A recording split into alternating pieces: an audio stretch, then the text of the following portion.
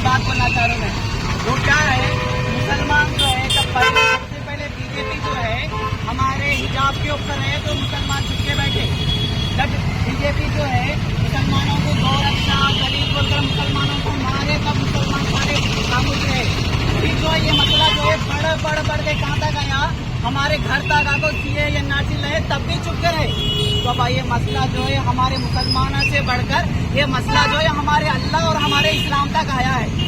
तो अब इसके जरिए मुसलमानों को होश में आना चाहिए।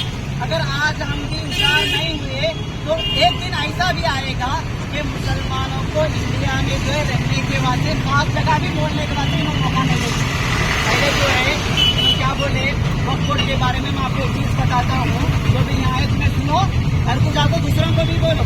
पहले क्या उनको बीजेपी अफा हो गए, मुसलमानों के बाद इंडिया में सबसे बड़ी जमीन है, रेलवे से आर्मी से उसके बाद सबसे बड़ी जमीन किसके पास है, मुसलमानों के पास है। बोल को बोली वो झूठ है।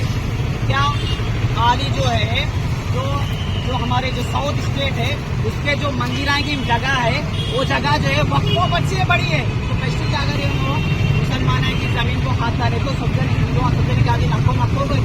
इसका जो मैं क्या बोली, नहीं जमीन अल्लाह का है, फिर उन्हें क्या तुम्हारी जमीन तो आपको जमीन तुम्हारी हो तो उनकी हो जाती है, ठीक है भाई। जमीन तो आपको ये वक्फ की जमीन हो तो जमीन जो है मुसलमानों को हो जाती है। उनको पहले हिंदुओं के अंदर सेक्युलर माइंड के अंदर डर भी गई।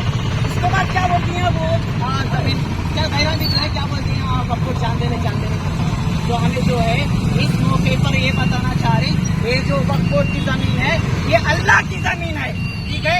हमारी जमीन में एक कदम भी कौन गया तो केस आम कोर्ट हर जगह फिर दी। अगर अल्लाह की जमीन में कौन भी रंदे कदम रखा तो हम जो है हमारी आखिरी सांस तक अल्लाह और उसकी जमीन के लिए लड़ने के वास्ते तैयार है। ये मतलब बताना चाहिए। दूसरी चीज क्या है, अब बीजेपी पार्टी जो है 1,50,00,000 रुपए देगा मुसलमान खुश करने के बाद सारी पार्टी नहीं, ठीक है।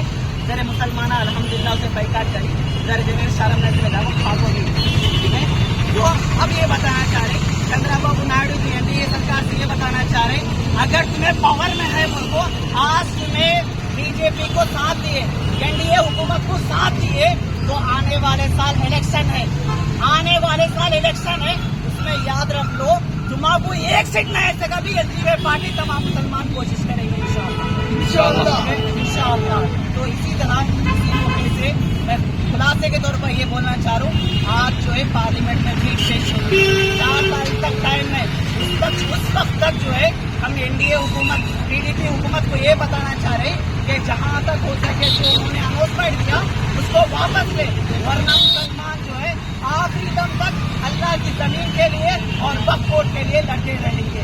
इनकलाब जिंदाबाद, इनकलाब जिंदाबाद, इनकलाब